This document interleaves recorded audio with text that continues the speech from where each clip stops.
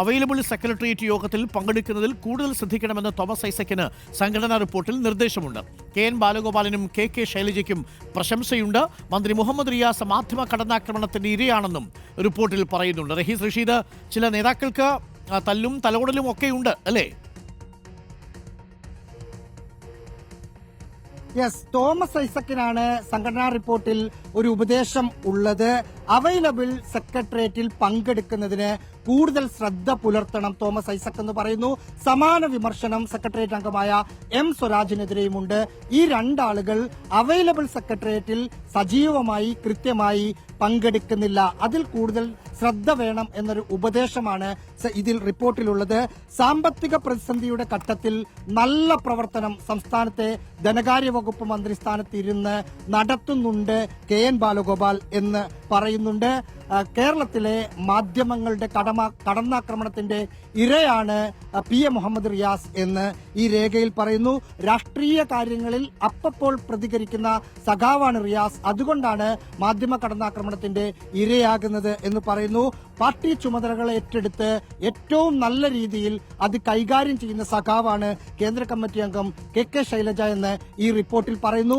ഇതിനൊപ്പം രണ്ട് കാര്യങ്ങൾ നമുക്ക് പറയാനുണ്ട്. അത് ഇന്നലെ നമ്മൾ റിപ്പോർട്ട് ചെയ്തപ്പോൾ EP ജയരാജനും സജി ചെറിയാനുമെതിരെ വലിയ തോതിലുള്ള വിമർശനങ്ങൾ ഉണ്ട് എന്ന തരത്തിൽ അങ്ങനെ ചില കാര്യങ്ങൾ ഉണ്ടായിരുന്നു. പക്ഷേ അത് വിമർശനമുണ്ട്, പക്ഷേ അതൊരു വലിയ വിമർശനം എന്ന തരത്തിലല്ല എന്ന് രേഖകൾ കാണുമ്പോൾ മനസ്സിലാവുന്നുണ്ട്.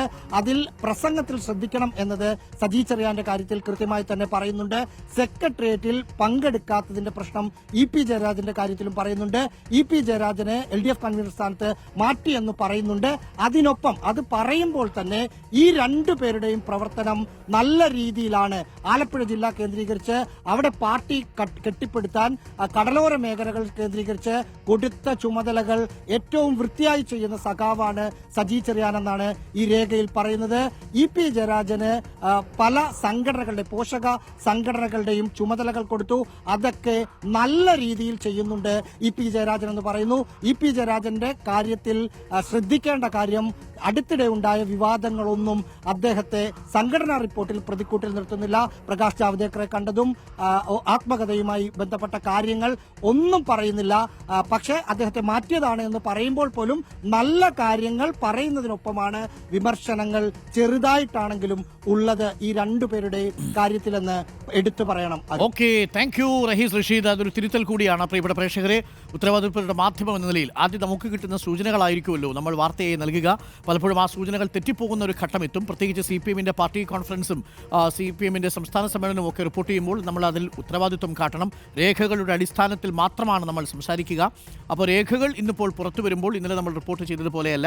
അതിൽ സജി ചെറിയാനും ഏതെങ്കിലും തരത്തിൽ EP ജയരാജനും രൂക്ഷ വിമർശനമുണ്ട് എന്നുള്ള ഭാഗം ഇല്ല. പകരം അതിൽ ചില നിർദ്ദേശങ്ങൾ വെച്ചിട്ടുണ്ട്. മാത്രവുമല്ല, ചെങ്ങന്നൂരൊക്കെ പാർട്ടി കെട്ടിപ്പടുക്കുന്നതിൽ സജി ചെറിയാൻ അടക്കമുള്ളവർ വഹിച്ച പങ്കിനെക്കുറിച്ച് വളരെ പോസിറ്റീവായിട്ടാണ് റിപ്പോർട്ടിൽ പരാമർശിച്ചിട്ടുള്ളത് എന്നും അറിയാൻ സാധിക്കുന്നു. അതോടൊപ്പം വളരെ പ്രധാനപ്പെട്ട കാര്യങ്ങൾ ആത്മവിമർശനം എന്ന നിലയിൽ പാർട്ടി തന്നെ ഉൾക്കൊള്ളുകയും ചെയ്യുന്നുണ്ട്. തുറന്നുള്ള ചർച്ചയാണ് പാർട്ടിയുടെ പ്രവർത്തന റിപ്പോർട്ടിലുള്ളത്.